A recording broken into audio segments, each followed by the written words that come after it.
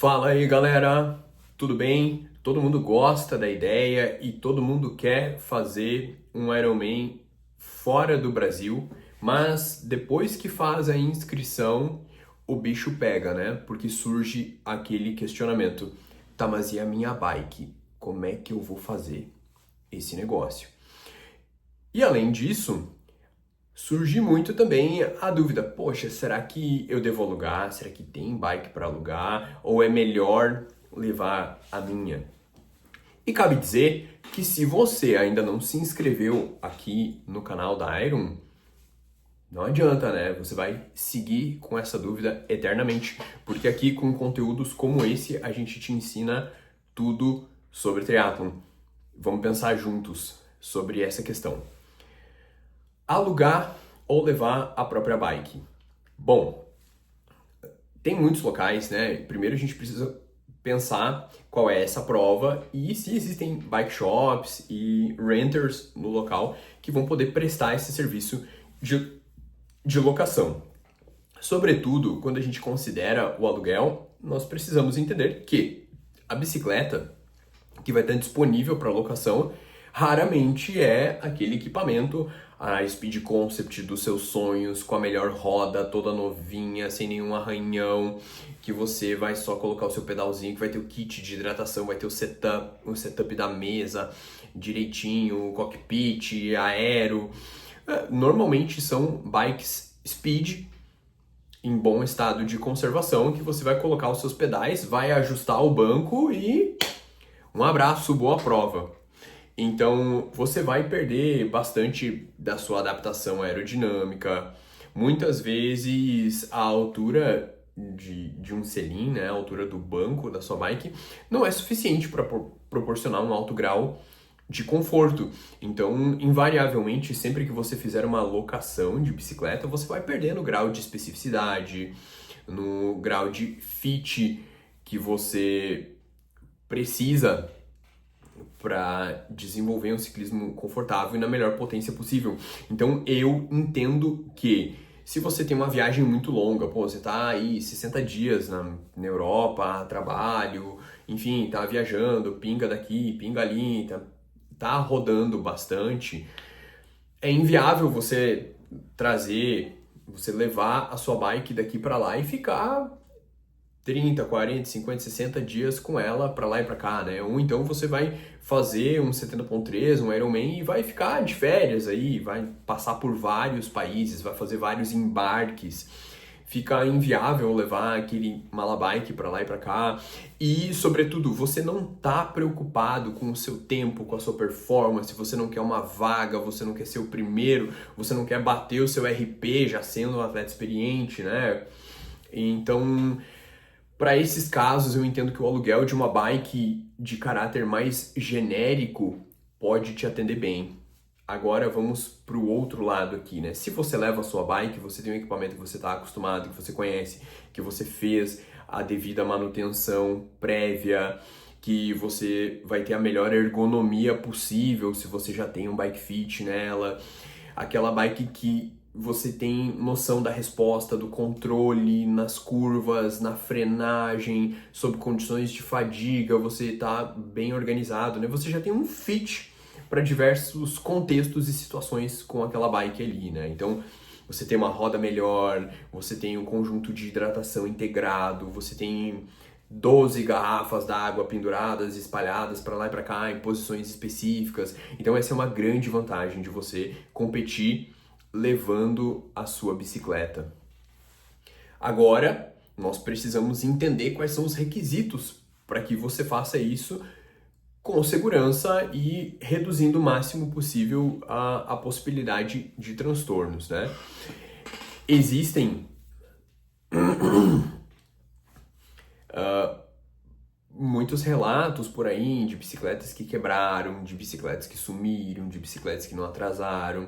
E apesar de ser uma minoria dos casos, você precisa considerar, né, essa possibilidade. Então, se você vai levar a sua bike, é interessante você estar coberto, né, com seguro viagem, com seguro da sua bike, numa eventual remota possibilidade de você se tornar uma das pessoas que vai ter essa história aí mais caótica, você vai estar coberto por N frentes, né, para se ressarcir.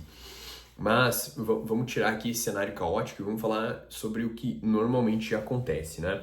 Primeira coisa, você precisa cuidar acerca das aéreas que você vai escolher, porque a companhia aérea vai determinar o custo, a política, e isso implica em qual malabike você vai poder usar.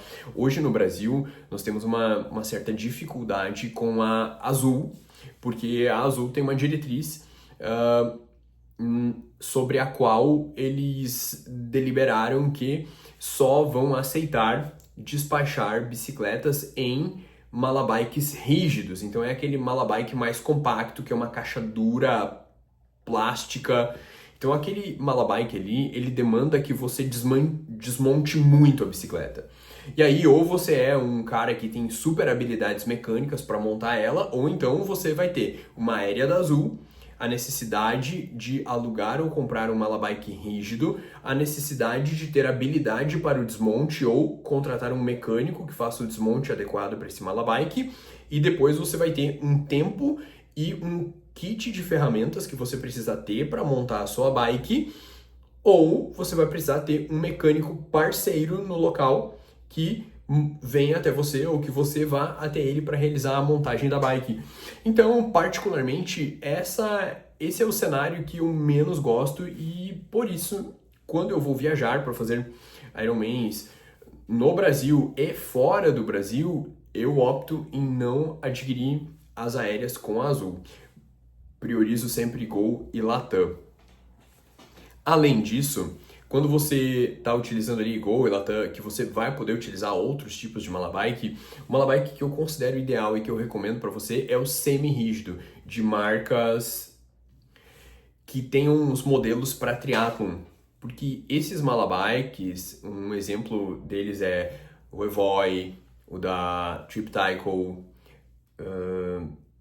o da Scicon. Eu uso um malabike de triathlon da Scicon. E aí o que acontece? Eu pego a minha Speed Concept aqui e eu apenas tiro as rodas, coloco a proteção no câmbio e fixo o quadro dela no malabike. Tem todas as fivelas, as catraquinhas, as fitas para deixar isso bem fixo. Tem um protetor para o câmbio traseiro também, e as rodas vão no compartimento lateral.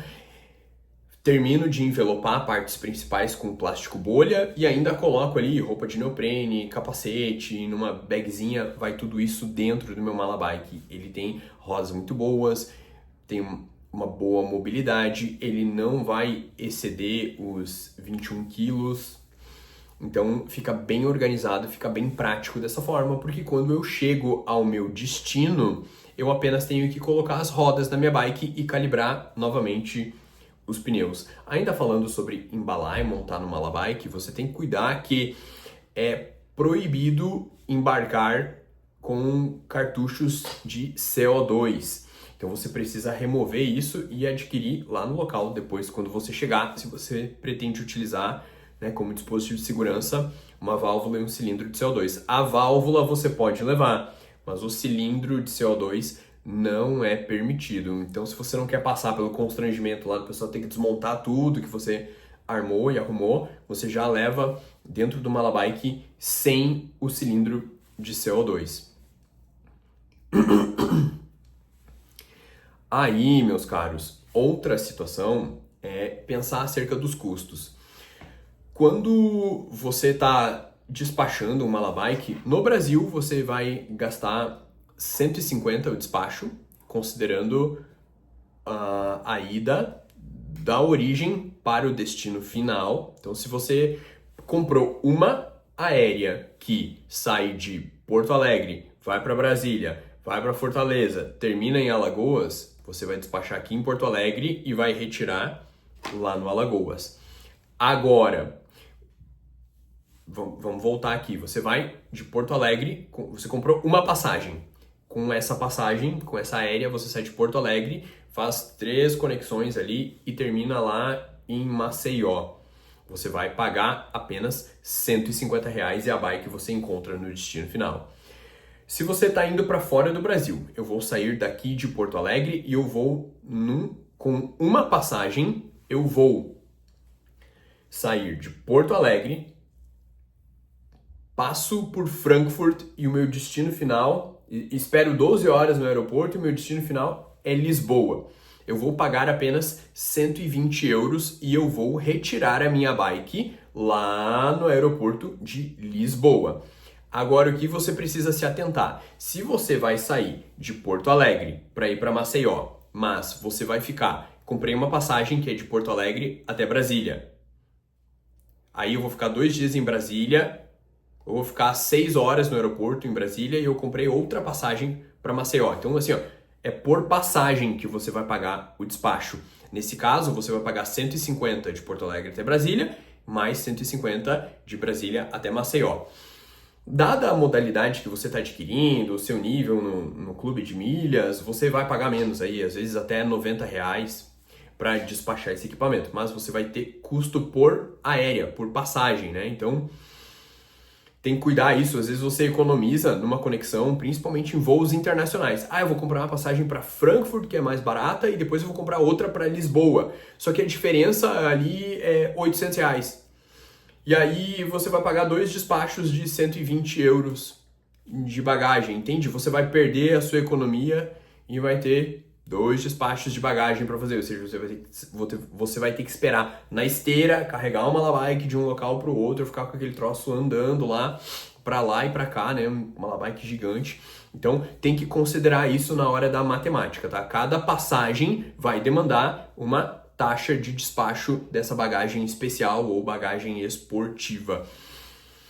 Então, se você vai daqui até Lisboa e vai ter 3, 4 conexões, você vai para a Turquia, vai para Dubai, volta para a Alemanha, vai para a Inglaterra e aí vai para Portugal, mas é uma passagem só, você vai gastar apenas 120 euros.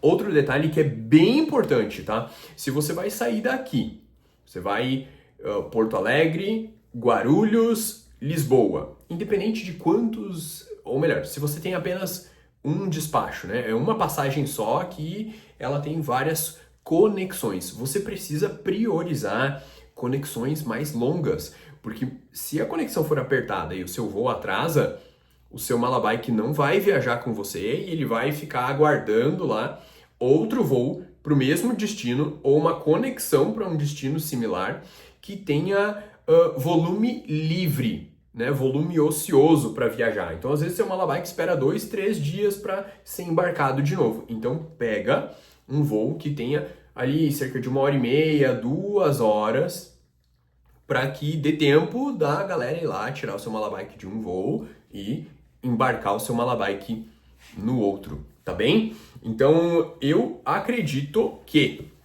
vale sempre procurar levar a sua bike do que alugar. Mas você precisa se atentar a outro detalhe, que é a passagem pela Receita Federal quando você volta para o país, tá? Então, o que você tem que cuidar?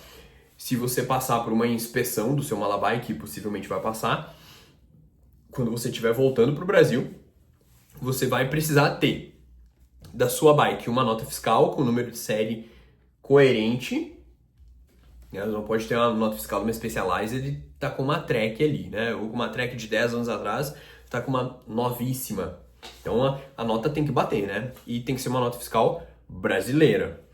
Se você não tem uma nota fiscal brasileira da sua bike, você vai precisar de um invoice com a guia de recolhimento da DARF. Isso quer dizer que em algum momento você ou a pessoa que vendeu a bike para você comprou a bike lá fora e declarou a compra, né, e recolheu os impostos. Você precisa disso.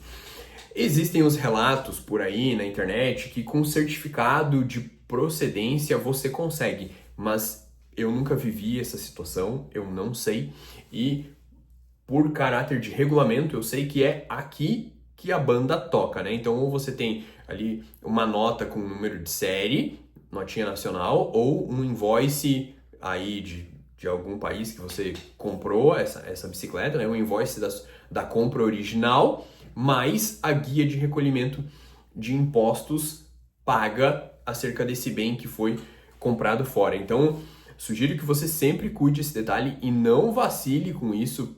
pois você pode ser taxado ou ter o seu equipamento recolhido. E para viajar por aí de forma tranquila, com suporte e com um treinamento que te entrega pronto, estamos esperando aqui na Iron. Bora!